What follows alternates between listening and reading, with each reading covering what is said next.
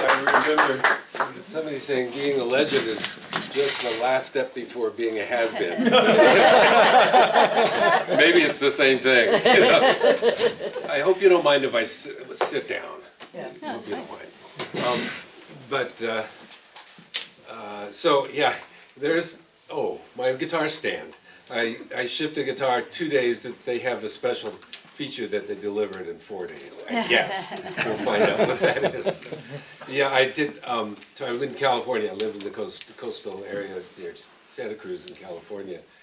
And the last two festivals and things that I've been to that involved flying, I almost didn't get home from them. It was just such a nightmare that I swore off flying to anywhere, and including here. But Adam is a very persuasive guy.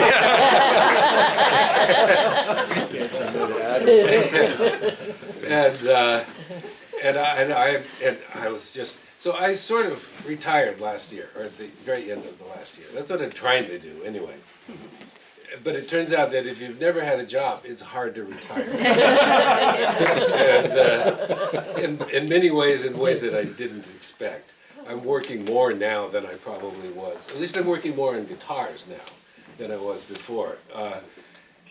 When I was 25-ish, I was living in Santa Barbara at the time, and that's when I started building and built my first guitar. I was also kind of learning to play classical guitar and in a vacuum, and I had phonograph records, but that's about all I had. And even then I was writing music because I thought, this sounds good, this is fun, this sounds good.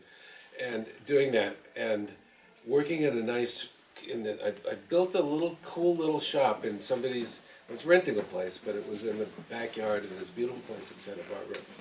And so I could build my first guitar and what I was doing then, and I could get up in the morning, practice and make coffee and play guitar, and at night I could get stoned and write music. And during the day, about 4 in the afternoon, I could go surfing.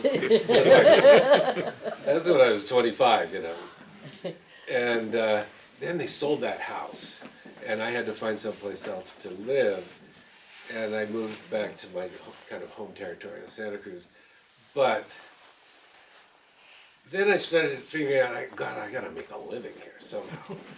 And I just did not want to get a job. I actually think that the reason that I got into what I'm doing is to avoid getting a job. I couldn't face it. I couldn't face doing what somebody was going to tell me to do. And I still have a hard time with that. In fact, and so then, I got distracted with trying to figure out how to make a living. I mean, done a lot of guitar playing.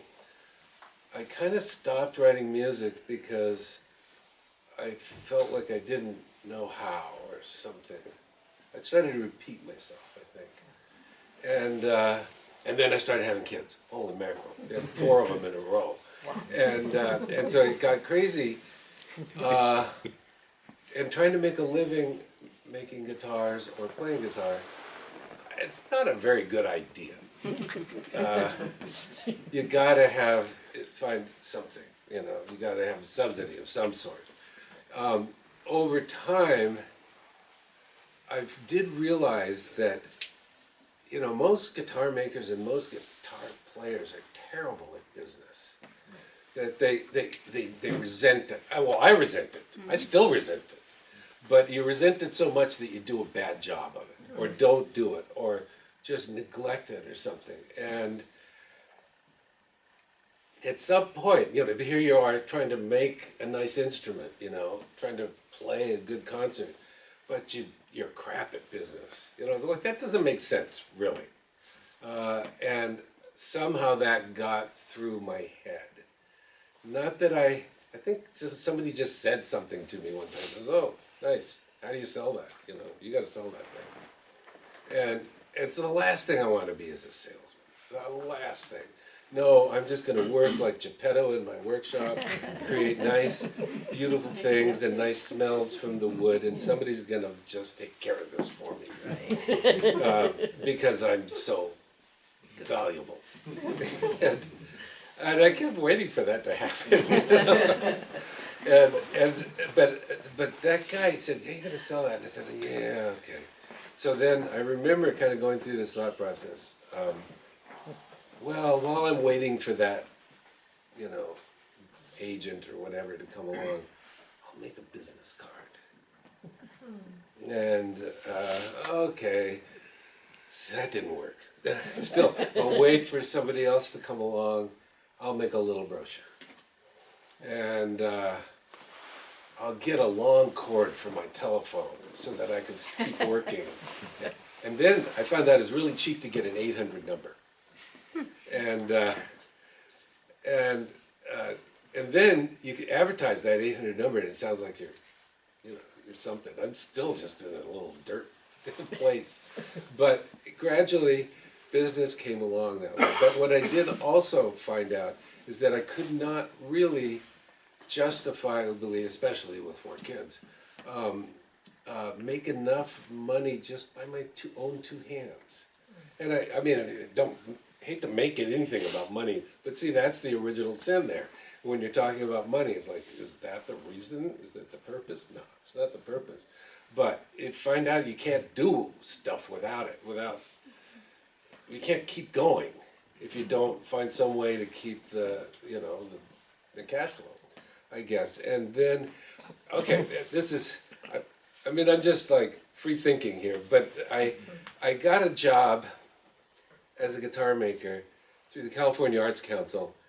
It's a long story and a boring story probably, but teaching guitar making in Soledad Prison in California. And Soledad is kind of famous for being a nasty ass place, and it's better than it was sometimes. But so we're talking about 90, 91. So I was making guitars. I was making connections. Started going to festivals and stuff, but I got this grant against all odds to set up a guitar making shop in a level 3, 90-year-old prison facility. I learned fairly quickly that you do the short timers. You only engage the lifers, because they'll take care of the program. And so here it is. I've got these guys, I mean, a group about this size, get all the inmates, and I'd pick out the best ones and put them to work. And so I'm teaching them how to do it, not because this is some sort of jobs program. That's a joke. That would be a joke. But it's because it gives them something to do and makes their lives better. And this is where they live. And that's what the cool thing about dealing with lifers is. This is where they live. And so trying to make this country, kind of, because it's completely racially mixed. And it's got its own rules, its own language. It's got, getting in and out of it. It's like, crossing a border. Every day when you go in and out. I mean, I went in and I went out, and there's no better feeling than walking out of a prison, I'll tell you that. And I never got tired of that. And I worked there for many years, but what it did is that because I wasn't there all the time, I was there 2 days, 3 days a week. Well, it did 2 things. It provided enough of a subsidy so that I could balance my own work with this. It was a subsidy, coming from the state of California. And that was kind of cool. And the grant for several years. And then, but it could free me as a business person, actually, to go ahead and develop. So that financial bump, the grant, that's cool, but I had to learn to work with a team.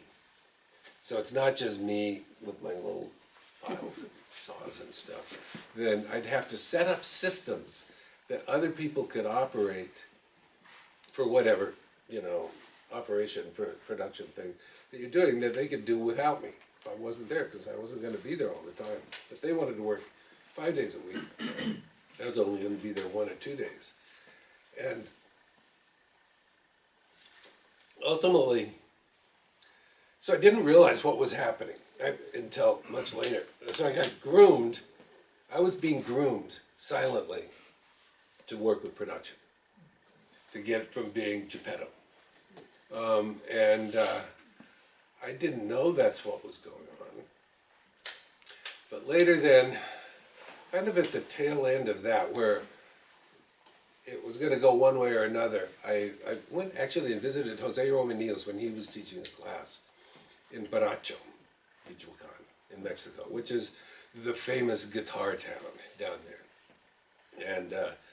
And I kind of got invited along to go there. He was teaching the Luthiers down there, whatever, his method of making guitars. And of course, Romanil's he was a legend.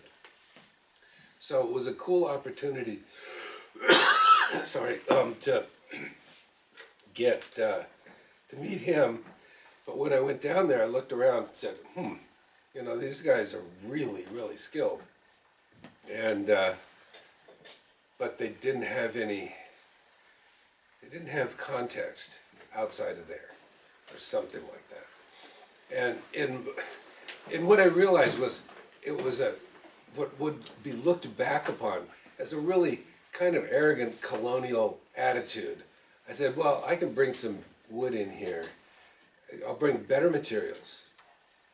I'll bring a system, and I'll bring a system for working, improving the outcomes, and then getting the guitars out and shipping it, making money doing that, and making guitars and bringing guitars to, you know, the American market that were just kind of trickling in and really inconsistent in terms of quality.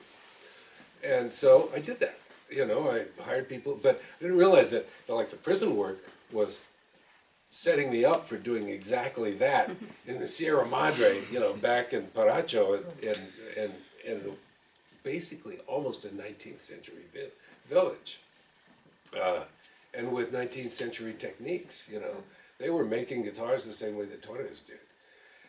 You know, and you know, I remember I took a bandsaw and a table saw in my luggage from San Jose into Paracho, and I would bring other things in, and you know, I was able to improve the work. You know, get the fretting more accurate, get the neck angles more consistent, make some of the joints. I mean, guys were incredible tools.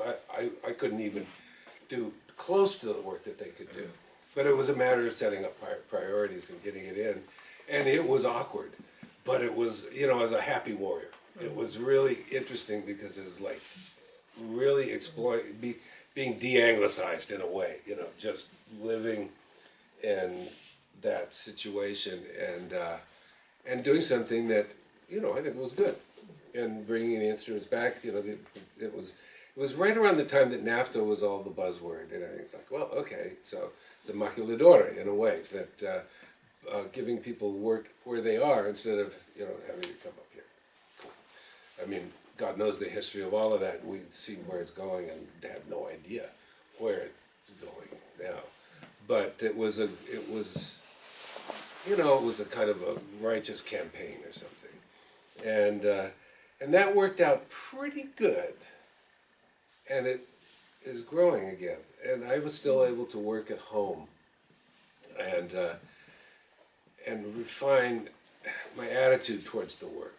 Before a lot of that, I was thinking of it as being some sort of precious, very, I don't know, almost like religious work or something. And I kind of got to the point, it's like, well, this is a job. This is a trade. And you gotta just do the job, you know. And you can think about it while you're doing it, but don't sit around and think about it too much. And just get the work done, and that was cool. Well, then there was a kind of a turnaround in the thing with Mexico. I was losing a lot of product in transportation, and you know, quality control. I was going down there every month, flying back and forth quite a bit, but then somebody gave me an invitation to go to China. And everybody told me, don't do it, including all the people who eventually did it. You know? And was it scary? I mean, I'd learned to speak Spanish pretty well, but there was no way I was going to learn to speak Chinese. And anyway, I did it. So, for whatever, for better or for worse, I did it. And you know, you look at it. This is in about the year 2000, and it was you know, businesses were already doing this, and the public was already not trusting all of this, and you've seen enough junk because there was, you know, China was initially, how do you make cheap stuff? Lots and lots of cheap stuff for export. That was China, and it was China when I got there. But I took in basically Torres design again and just went, okay, you know, this is point zero, and started working on it.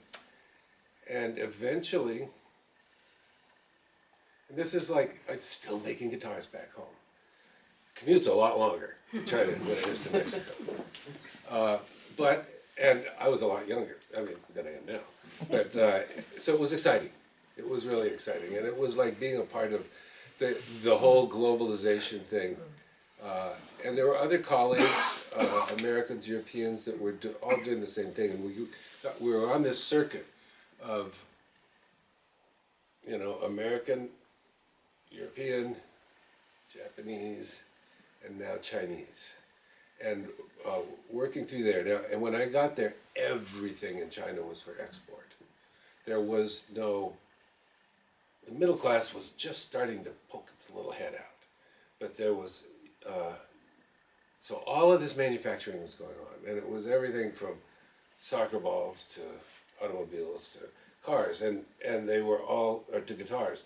They were all, the thing about China that I noted at the time is that there was a real thirst for excellence. And this was, I mean, I hate to say it, but this was a big difference than what I had in Mexico. In Mexico, that when I'd have problems, I kind of go, you know. But in China, there was this whole face-saving thing that went on. And so there was, even though there wasn't skills, there wasn't exactly the materials and the infrastructure, there was this hunger for excellence and a sense of being the chosen people or something like that. And in some ways a kind of cynicism about anybody from outside of China, that you guys will never be Chinese. You know, they're right, absolutely right. And but it was interesting because starting out with this kind of thing, oh, it's too rough. That the development of refinement that happened was shocking. It was stunning. It's still shocking to me. Now, I haven't been in China since 2019, and I'm probably maybe never going back. I don't know. But it was a good run, and so it was really interesting. Now at the time, then I got involved with Cordoba brand. They were making some guitars in Spain and Portugal, but they were having a lot of problems there, and they saw what I was doing, and so then basically I was contracted to build Cordoba as a product, and I did. And that was another thing. People said, "Don't do it," but I did. And it, you know, the motivation. What was it? It was for money. Okay. It did. I did write a pretty good contract with them, and they even they had no idea how fast it was going to grow. They wanted it to because those guys are voracious salespeople. I mean, they're marketers every cell. And I had to learn, I won't say I learned to like it, but I had to learn to go with it because otherwise it wouldn't have worked. But it did work, and we went from, you know, a few hundred guitars to like 25,000 guitars a year in 4 years. And then the next 4 years we probably went to 60,000. Where do these guitars go? I can't tell you that. That wasn't my deal. And I was making my own line, New World guitars, which you said you have one of those, and they've gotten around a little bit. But I was working on a percentage compared to Cordoba. I needed to stay out of their way or they'd get mad. So I was really kind of working under the leaves there and let them, you know, grow their big, glorious corporation. And they've sold it to the Yamaha now, if you didn't know that. It's been sold to Yamaha. And all of the You know, those people all retired with smiles on their face. But I was gone by then. At a certain point that they kept wanting to get bigger and bigger, and I was going, man, you know, when's enough enough? And this is corporate world, and people know more about that than I do, but this is the thing I know about it, is that they were not going to see it as something that would ever got finished growing. And so I left. They said, we want you to go. They wanted me to do more. And I was almost 70 years old at that time. And I said, I don't want to do more. I want to do less. And so then I left. You know, we had an exit clause, and I pulled that ripcord and left, and it was fine. It was fine. They kept up their end of the bargain. I kept up mine, and all is well. And I still had plenty of work to do by myself in my I had grown a team also in California. That team ranged from 3 or 4 people to 15 people and then back down again. I was doing all of that simultaneously with that commute. It's business. So that's all just talk about business, isn't it? At the same time, I was evolving the guitars. And I you know, as I said, the FedEx has got my guitar here, not me. But I did kind of go through a period of like copying all the stuff, like some of the stuff that Marshall has over there, copying Fleta, copying Hauser, copying Torres, copying Rodriguez, this whole slate of things.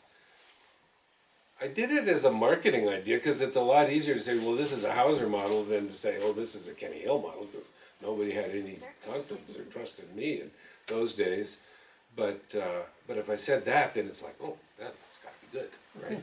And so it was to make all these things. I called it the Master Series. It was to make these guitars. That was a marketing scheme, but it was also a kind of little mini PhD for me to go through and study all these things. And I did a pretty thorough job of researching as best as I could, whether it was researching from afar, like through pictures and articles and stuff, or getting my hands on the instruments and getting inside them and moving around and all that. So that was cool. That educated me from being that guy that nobody can tell me what to do, to, well, these dead guys can show me what to do. And I would copy things, even if it didn't make sense to me. Lots of things that didn't make sense, I would do it anyway. And then if you do that, you can kind of get to the DNA of those individual dead guys, dead heroes, and start to get the resemblance in sound and feel. Now, and so that was an interesting phase to go through. It got to the point, though, that I kind of get, it's like artists copying painting, you know, copying the Mona Lisa, or copying a Rembrandt or something, you know, whatever, that you say, oh, I'm a very good copyist. And I did kind of think, well, I wonder if I've got anything of my own. And I did not invent a single thing in the guitar, but kind of like Torres, I started grabbing things from what other people were doing. You know, the most conspicuous thing is the double top. You know, elevated fingerboard, I started putting ports in instruments. And each one of these things, when I did it, I just took nothing but flack for it. Every move was just mocked or criticized by whatever my colleagues, I don't know, you know, people I'd never met, and every move was met with it's not the tradition, the weight of tradition was just so heavy. But I decided, who cares? And so then one by one I do something, and it's me being manipulated as a player, not necessarily as, you know, so it's like, okay, what I'm really pursuing is an aesthetic that is very, very personal to me. It's like, well, this makes me happy. And if this makes me happy, maybe somebody else will like it. And so each of the evolutionary things that happened within the structure of the instrument, as you can see right here, then it moved me forward. I had to take criticism for every single thing, and I just chose to say, well, who cares? I'm not going to let that stop me, and develop my own sense of playability, the way the neck should be, the sound environment, or the sound production. It's like a combination of things, and you can't point to. I've never been able to point to one thing and say, if you do this, this will happen. But if you do all of this, something will happen. It'll be above a certain level or something. I cannot steer very well with the whole design and even execution. And then I started working on the ergonomics of it, and this is the shame. Well, this guitar will arrive, so if anybody's here tomorrow, you can take a look at it. And I'll have to talk about, because it's very contemporary, it's in the last month. But I'll get there. To develop the sound that you want, to develop the playability, there's a high premium on beauty also, or precision, or something, that's built into it. And there's a high premium. How long is your waiting list? There's a high premium on that, and pricing and all of that stuff then comes out of just sort of incremental evolution, I guess. And now I was able to apply some of that stuff to all of the manufacturing that happened, but I never wanted to apply it all because I wanted to keep something for myself. And I wanted there to be something that you had to come to me to get, that you couldn't get at Guitar Center or at Savage Music or at wherever they pick your GSI, and I've maintained. So then a lot of those things though then that I was doing, I didn't invent them. But because I was working on a level of more production, was able to move it forward kind of faster because I had more hands to work with, and it penetrated the market more. So it's interesting to see the things that people just railed on me about when I first did them, to see now they're the ones that are all doing it. Like, sometimes first is not the best place to be sometimes. And but it's okay. I don't care. That's fine, because what I find is that that's last year's news for me. This year's news is still coming out, and so I started doing this ergonomic work on the guitar. I thought, why didn't I do this when I was 25? That wouldn't be so achy now. My shoulder wouldn't hurt. Whatever. That I started working on really the embraceability of the instrument. And I've taken, they said, oh, that's going to ruin the sound. Okay, where is all that bad sound that I was supposedly developing? It worked out fine. So there's lots of things like that worked out fine. Now, what I can't even demonstrate here at all now is that then I got into true temperament tuning, which has got squiggly frets. It's not the only thing. I mean, I still can make a fretboard like all of these fretboards. I can do that.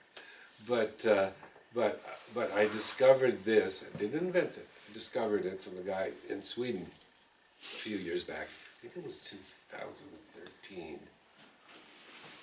or 14 that I made my first one. And so it just brings the guitar more accurately in tune, each of the notes. It's essentially kind of compensation, which if you know anything about bridge positions, you compensate instead of just the string with the bridge, compensating each note that's on the fingerboard. And you're compensating them separately, each little intersection between a fret and a string. Some of those are all the same note, like that open E, and then the E on the 5th fret of the B string, and E on the 8th fret, or 9th fret, which is it. Behave. But for the reality of how strings respond and the different nature of strings, each of the 6 strings, different materials, diameters, etc., and the position along the length of the string and how they compensate. So these are technical things. It's even hard to talk about when I've got an example in front of me. And that's the biggest problem with the true temperament, is you got to try to talk about it, because it's visibly weird. There's plenty of things you do in the guitar, say the double top. You can't tell the double top from a single top by just looking at the guitar. But you try to describe it, and then you get into that conversation. The fret business, it's a little bit like driving one of those Tesla Cybertrucks around. It's like, oh God, you know, that looks terrible, or it looks weird anyway. And so you wind up talking about it. But my ears are grateful for it. It just makes this. It massages my ears to have the guitar more in tune, more perfectly in tune. It's not 100%. I wish it was, and if I was younger, I'd go back and re-engineer it some more and try to get it closer to 100%. But no, I'm not going to do that. I'm going to take it as it is for a while and do it. Now, so I'm going to say, well, in 2018 was when I started really trying to retire. Now, that's been quite a while, but I also really started. So, back to whatever, 1979. I'd stopped composing. I continued to play guitar in restaurants and occasionally in concerts, or participate in various things. All the way through all of this, did quite a bit of performing in China, actually, because, I don't know, they tried to make me a celebrity in China. The Chinese people, and so I did a lot of performing in there. But back in 1979, I had stopped composing, partly because I felt incompetent. I felt too busy learning repertoire, trying to become a repertoire player. And then, of course, life. So I stopped and said, oh, I'll get back to it. And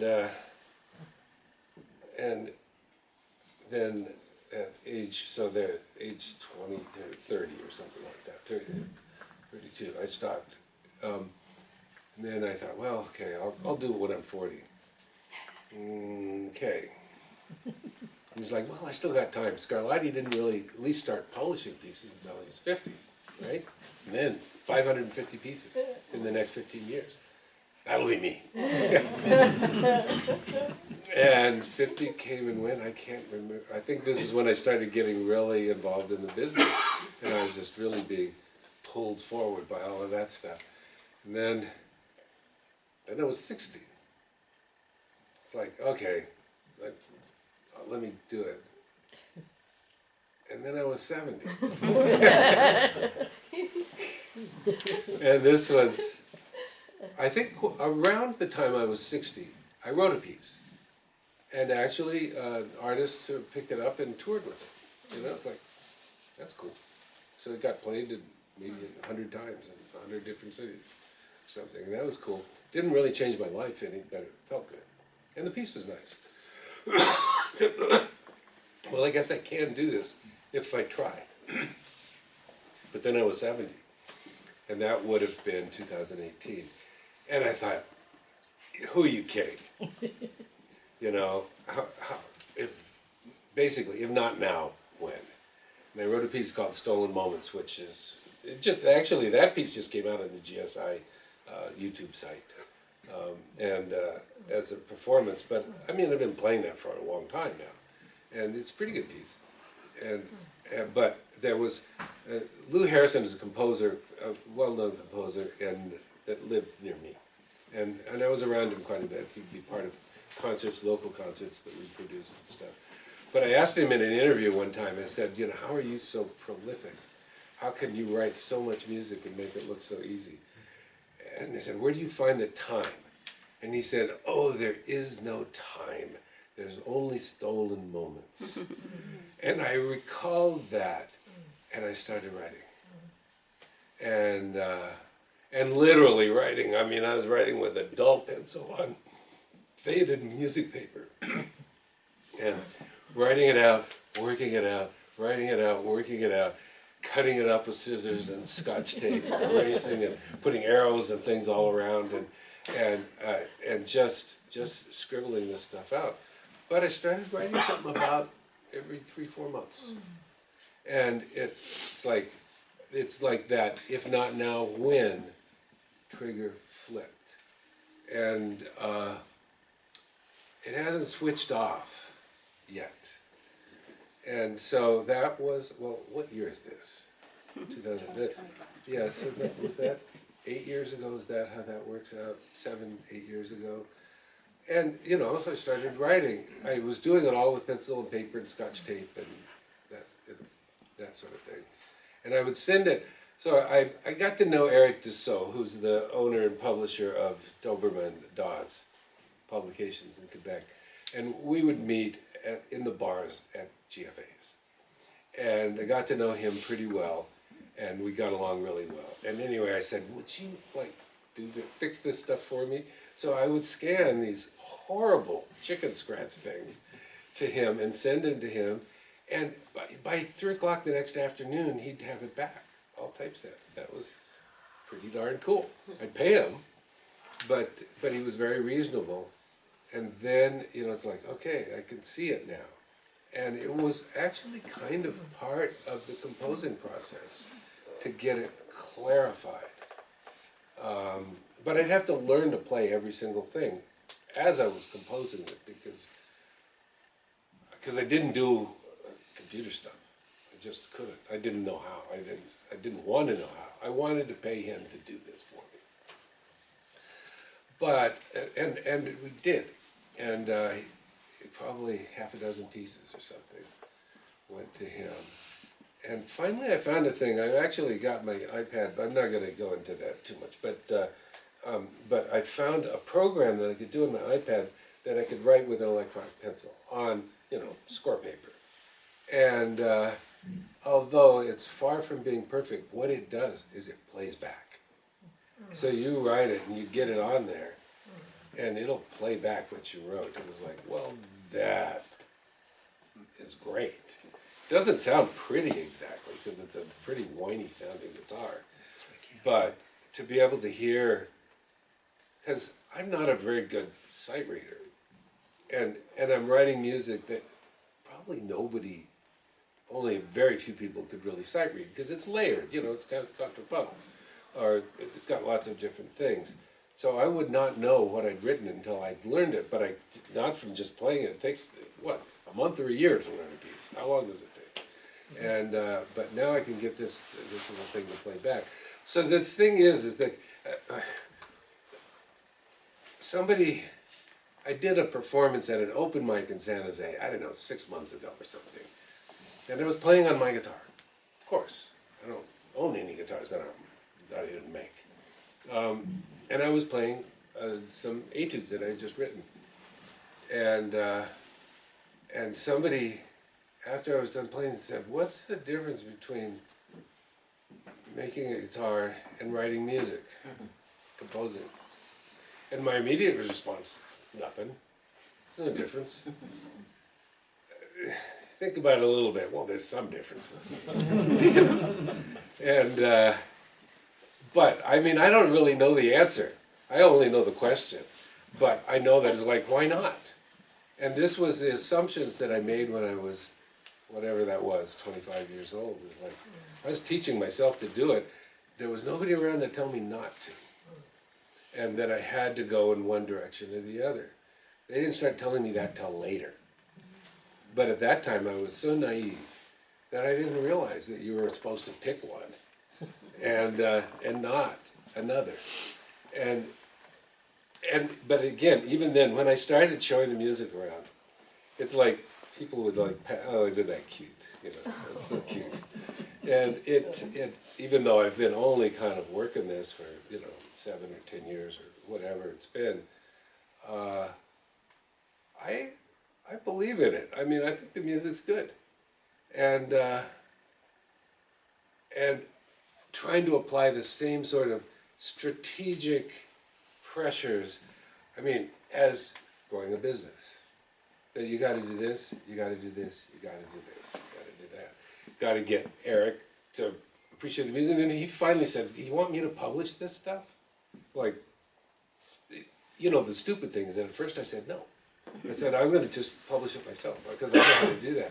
And then I thought about it for a little while and went, "Eric, is that still okay?" And I went back to him 6 months later and said, "I was wrong, okay, forgive me." And then they started publishing it, so that's cool. And so then that gives it a little more legitimacy. And yet, you know, the guitar people are really, really behind the curve. They're so slow to take up on anything new. It's really, I mean, sorry. Because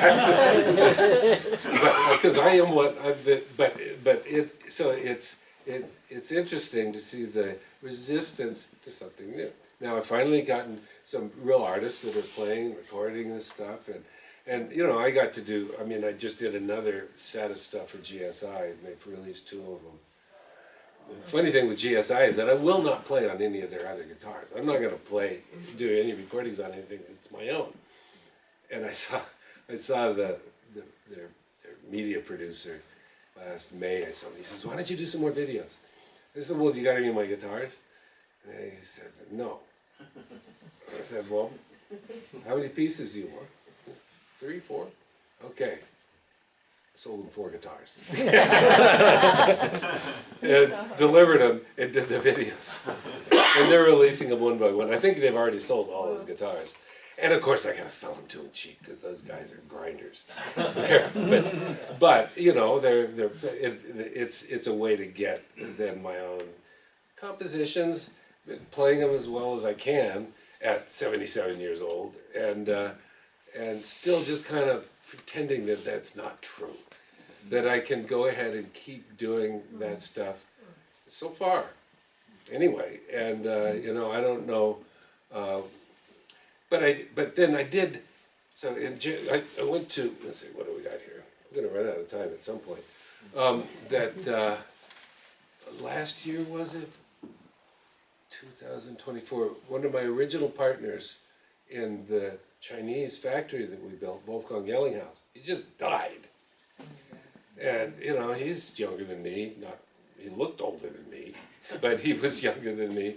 But he seemed to be fine, and he was still working hard and very ambitious, and then he just died. And I went to Germany to where he died, for his funeral in April, I guess, of last year. That was one of those hellish trips getting back.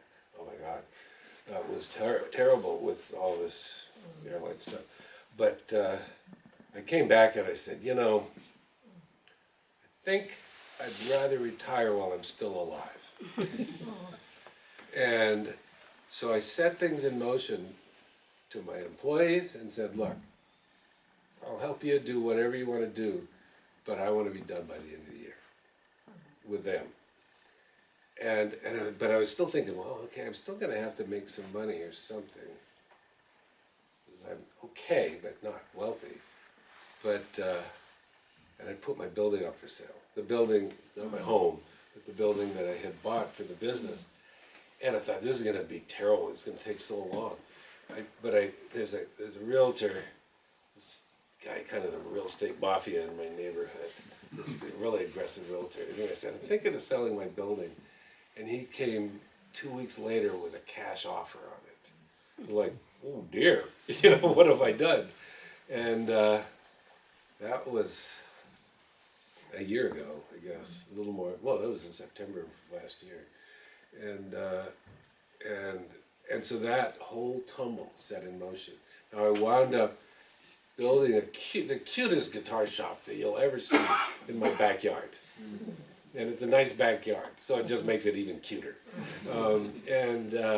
You know, started raiding my own business for tools that I'd need to go forward. And, you know, and so on and so forth. It's like if you're moving to another state or something. Retirement requires, I'm learning. You need to be, somehow or another, have your finances at least okay. Let's see, what else is it? You have to be able to deal with what is your identity. How are you going to stay busy, and what's your identity? You know, how much of that? And I know people that work for the same company for 30 or 40 years, my brother, and other people. Some people, when they go out, you know, they leave on a Friday, and they say goodbye, and they don't know what to do with themselves.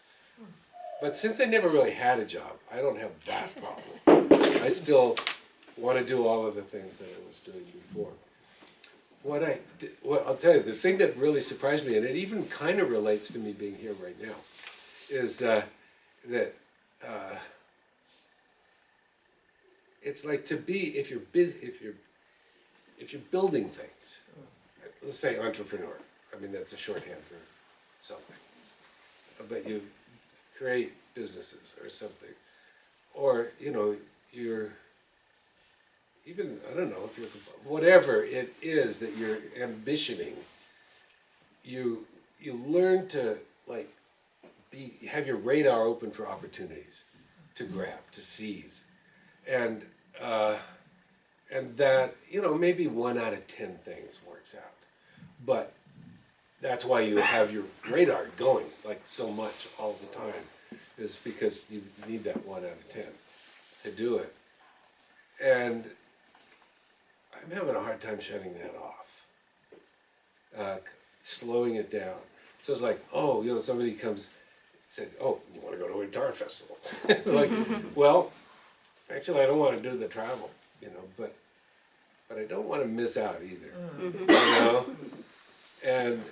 And so that actually threw me into this weird psychological thing, and when you go somewhere, you're leaving somewhere, and I've set up a perfect life, not a life with no problems. That's not possible. And there's stuff going on at home right now that I wish I was there for. And I'm only gone for 6 days. Now, I used to go for weeks at a time. And so it's like, well, in this so-called retirement, you know, how do you balance all of that stuff? And I don't know, I'm figuring it out. But that's it's sort of like where all moments lead to now, you know, no matter where you are, no matter who you are, everything leads to now. And the one thing that I have learned is just there's no regrets. There's not time. There's not time for regret. Not one. There's not 1 minute for regrets. And also, I mean, you can learn from your mistakes. It doesn't mean you can't correct your mistakes and learn from them, but not regret them. I mean, I don't know if that slices or not. But it's the same thing for worry. It's the same thing, you know, what's the difference between worry and planning, I guess? But the worry part just doesn't do any good. And so, like, say, everything leads to now, and leads from now, and that's, you know, it's pretty cool actually. That's what I've figured out so far out of retirement. Now the instruments that I'm making, and the one that's not here, is a product of that. First I started making stuff out of just scraps, because I've discovered when I was moving, I got all this stuff, you know, what do I do with it? I couldn't put it in a $10,000 or $15,000 guitar, but I can use it up, and so it's like making soup out of your refrigerator or something. You know, I started doing that, and it was really fun. But what I also started doing is, so you build, and you know, all the people in this room know this, you build and you try and increase your craftsmanship, you increase the detail, you increase the artistry of what you're doing as a builder, and you know, and then you become known for that, maybe, and then you raise your prices, and you're terrified most of the time of screwing something up, making a bad purfling joint, you know, bad color in your French polish, I don't know, whatever, all the things you could do. Putting the bridge on the wrong place, I can't do that. But you could be afraid of that, but don't do it. And stuff like that. Well, now I'm retired, and I don't want to be that crazy. So I've flipped it on its head completely, And I started simplifying, and not just like a little bit. Now I'm just anything that does not go into that final essence, the perfume of the sound. I don't want it. I don't want to put my energy into it. I don't want to put the materials. I mean, the materials are important. They're part of what goes in, but they don't all have to be perfect. They can be funny. I mean, and you can, and so now I'm back at this weird experimental phase, and I'm waiting to see what kind of blowback I get from it, because I'm not putting a $2,000 French polish on, never again, ever. I'm putting a little 2-coat satin lacquer on it. If you want a shiny finish, you can buy a Yamaha. or Gary Lee. But you're not going to get a shiny finish from me. And so this is, just simplifying. Now if you go, to your closet and start saying, I haven't worn that in 10 years. Why is it still there? And if you can do that until you die. But unless you run out of room. But I'm just looking at each instrument kind of with this really kind of nasty critical eye and saying, that's not necessary. It's out of here. I still do put a rosette in most of them. But I'm thinking about it. And no bindings. If I have a choice, no bindings. Or maybe just bindings around the top. Or double top kind of needs it. That's a functional thing. But just silly things like that. Does the back match? No. So what? Is it good? Yeah. It's fine. So what? But it's become not just so what, like, let it go. It's like, I'm gonna get you. And so it's become a certain kind of weird ambition is to make it, how simple can I make it? Because I want it to be easy. I don't want to take too much responsibility. And for that matter, I'd rather it was cheaper. Because that's what everybody else wants.